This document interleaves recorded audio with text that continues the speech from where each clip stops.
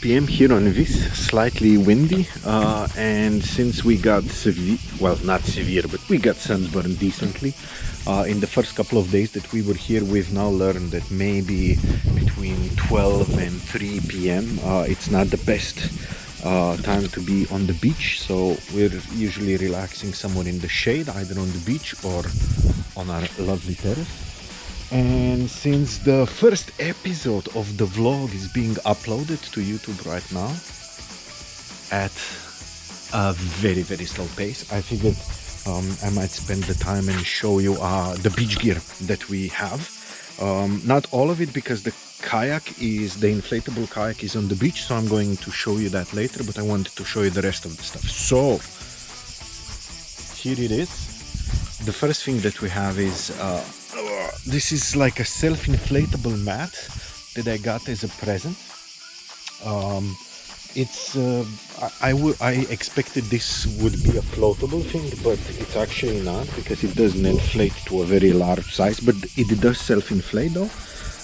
But it's quite comfortable for the rocky Croatian beaches, so pebble stones or bigger rocks and stuff like that, uneven surfaces. It makes your beaching that much more relaxable. So this is not an inflatable stuff, this is for the car.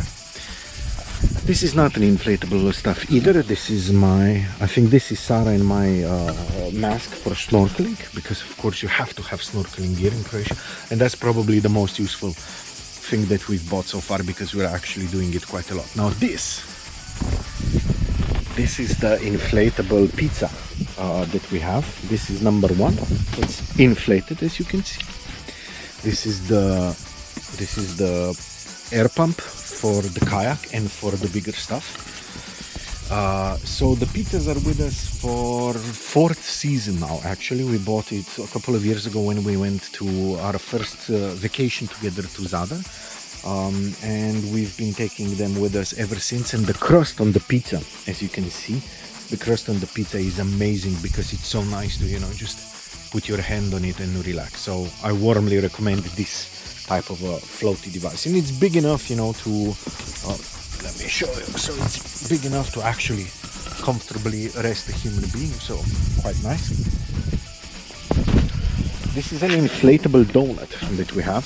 So this is the stuff that we usually take with us the most, and this one is actually now 2 years old, and we saved it from our Spain and Portugal road trip. We wanted to donate it to somebody, but then we felt too bad for it, and we decided to take it back home, and now it's probably the most useful part of our beach gear. So this is mine and Sarah's, I wanted to say flip-flops. I know they're not. What are they? They're fins, maybe? So Sarah's are cool because they have a full foot, as you can see. I made a terrible mistake because I bought this one, so everything fine with them. So we do actually use them, you see, because they already have the curve. I wanted to buy this stuff because it looks cool, and of course looking cool is always the most important thing that you can do.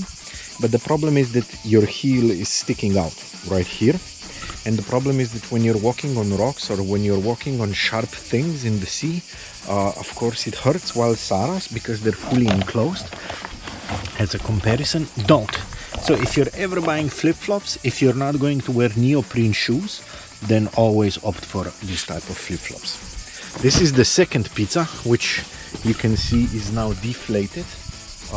It's not that bad, because once you inflate it, it holds for about a day or two.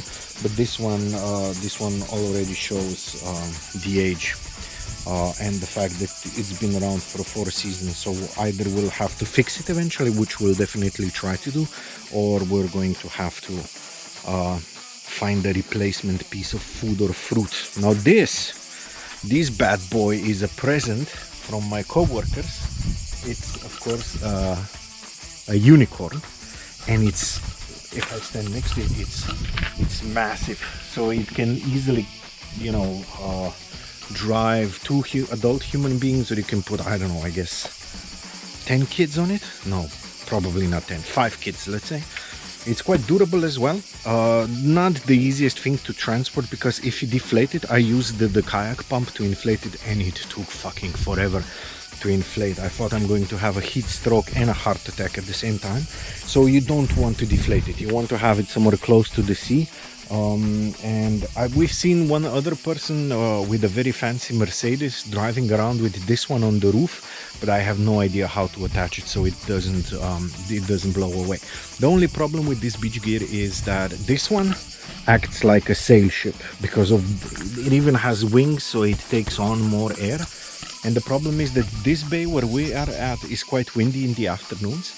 So if you're not careful, you can actually get blown away out to the open sea while you're sleeping. So either bring some rope so you can attach it, here and attach yourself to the pier or to a tree or a rock or something like that, or you have to be a bit careful when you're using it. Definitely worth the effort of inflating, because one, you can rest very comfortably, two, you look very cool while you're doing it, because adult men on big unicorns, what could be cool, right?